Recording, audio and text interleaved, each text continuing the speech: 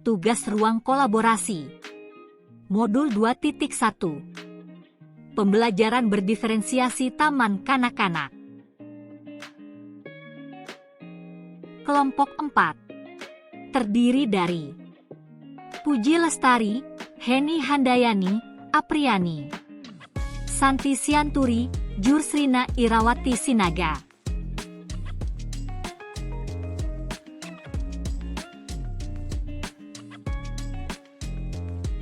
Dengan fasilitator Bapak Larno, SPD, dan pengajar praktik Ibu Mujabatun SPD. Situasi 1 TK. Bu Ceria adalah guru TKA. Walaupun dalam masa pandemi, ia tetap ingin memastikan murid-muridnya terfasilitasi dengan baik 6 aspek perkembangannya. Salah satunya adalah aspek perkembangan kognitif. Hari ini Bu Ceria ingin murid-muridnya memperdalam pemahaman mereka tentang konsep korespondensi 1.1. Kemarin, sebenarnya ia telah memperkenalkan materi ini juga. Namun, saat ia melakukan tanya jawab singkat, ia masih melihat 4 orang murid sepertinya belum memiliki pemahaman yang baik tentang hal ini.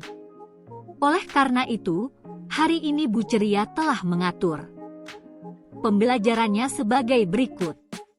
1. Ia akan mengadakan pertemuan daring melalui Zoom dengan semua murid-muridnya selama 30 menit di pagi hari. Di dalam pertemuan ini, ia akan secara sekilas mereview kembali konsep korespondensi 1.1 ini melalui contoh. Mengapa? Sekilas, karena Bu Ceria sebenarnya telah melihat sebagian besar murid-muridnya telah memahami konsep tersebut. 2. Di akhir pertemuan daring, Bu Ceria menjelaskan apa yang harus dikerjakan oleh murid-muridnya di rumah secara asinkron. Karena ia ingin murid-murid dapat menerapkan konsep yang telah dipelajari sebelumnya, maka instruksi yang ia berikan tersebut adalah meminta murid-muridnya untuk mencari benda sebanyak yang ia instruksikan dan kemudian menggambarnya. Misalnya, A. 5 sendok di rumah, B. 7 lembar daun kering di luar rumah, C. 8 batu kerikil di sekitar rumah, D. 10 buah tutup botol di dapur. 3. Untuk memudahkan murid-muridnya, Bu Ceria menyajikan instruksinya dalam 2 moda. A. Secara tertulis yang kemudian ia kirim melalui pesan WhatsApp kepada orang tua murid.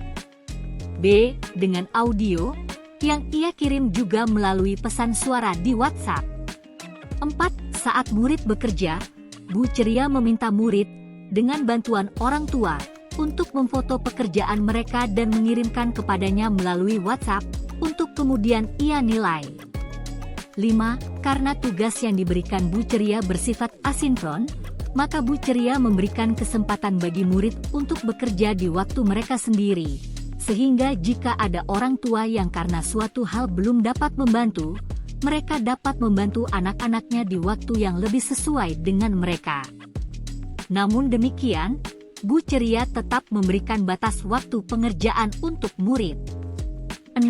Untuk membantu 4 muridnya yang masih membutuhkan bantuan lebih, Bu Ceria telah mengatur dan membuat janji dengan orang tua dari ke-4 murid tersebut untuk bertemu secara daring dan memberikan penjelasan ulang.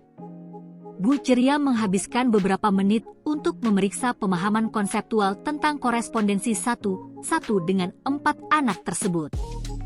Saat Bu Ceria merasa murid-murid tersebut telah mulai memahami konsepnya, dia kemudian memberikan kesempatan untuk murid mencoba mengerjakan tugas yang diberikan.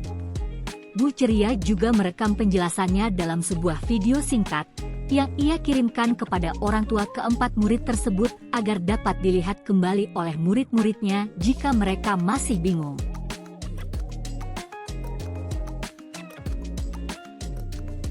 Pertanyaan 1. Apakah kebutuhan belajar murid yang berusaha dipenuhi oleh guru tersebut? Kebutuhan kesiapan belajar murid tentang korespondensi satu dengan melakukan pemetaan anak yang sudah paham dan yang belum paham. Profil murid, gaya belajar visual dan auditori, dengan memberikan tugas melalui moda tulisan dan audio.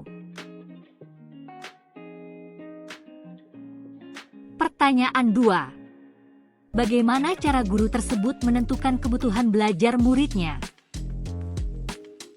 Melakukan asesmen awal melalui tanya jawab singkat, di mana ditemukan ada 4 anak yang belum memahami konsep korespondensi satu.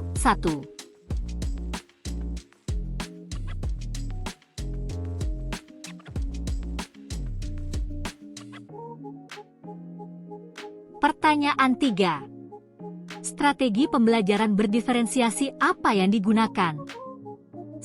Diferensiasi konten melalui tulisan dan audio, kemudian materi dikirim melalui WhatsApp. 2. Diferensiasi proses.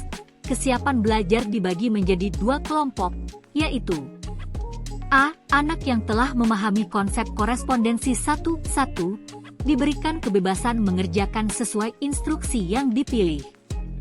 Kelompok anak yang belum memahami korespondensi satu dengan melakukan pendampingan khusus.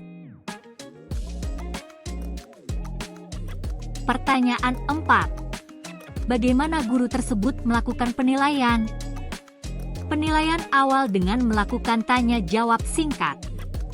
Penilaian akhir dengan hasil karya dalam bentuk foto yang dikirim orang tua melalui WhatsApp. Demikian hasil diskusi kami. Terima kasih. Semoga bermanfaat.